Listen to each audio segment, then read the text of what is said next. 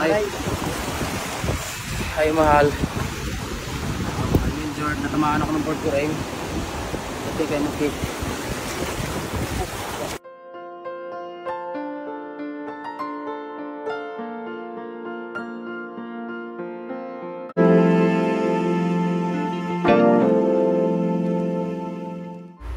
Ano nga kaya ang dahilan ni Filmar Alipayo kung bakit wala siya sa burol ni Nanay Jacqueline Jose? Bago ang lahat, huwag niyong kalimutang mag-subscribe at pindutin ang notification bell para maging updated sa ating mga susunod na videos.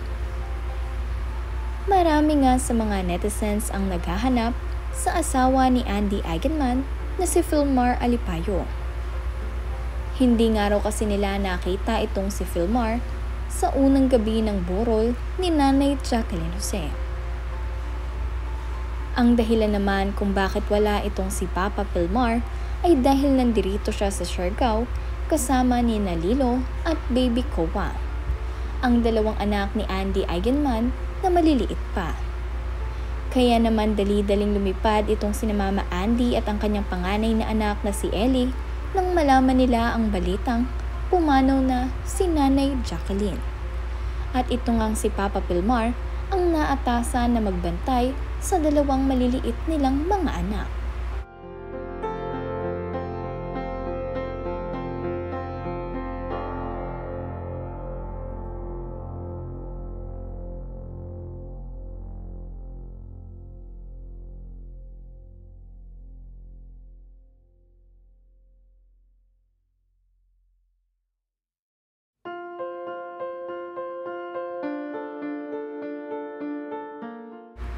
Maliit pa nga kasi itong sina Lilo at Baby Kowa, kaya naman si Ate Ellie ang agad na isinama nitong si Andy Eigenman. Sobra nga kasing nalulungkot itong si Ate Ellie dahil sa pagkawala ng kanyang lola. Ngayon nga ay makikita nyo sa ating mga previous video na itong si Ate Ellie ay kasama dito sa burol ni Nanay Jacqueline ang kanyang Daddy Jake. Nagpunta nga rin dito ang kanyang tita Jake Ejercito at ang kanyang lola na Arnie Enriquez upang magpaabot ng pakikiramay sa kanilang pamilya.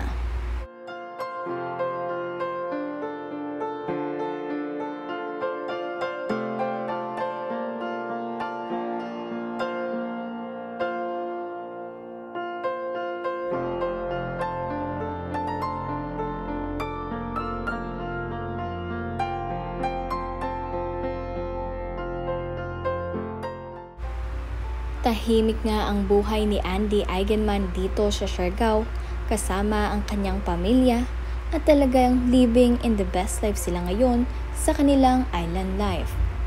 Kaya naman ang mabalitaan nila na pumanaw na ang kanilang Nanay Jacqueline ay sobra silang nagulat dahil hindi nila ito ine-expect. Sobrang bilis nga ng mga pangyayari. Condolence sa inyo, Andy Eigenman at sa buong pamilya.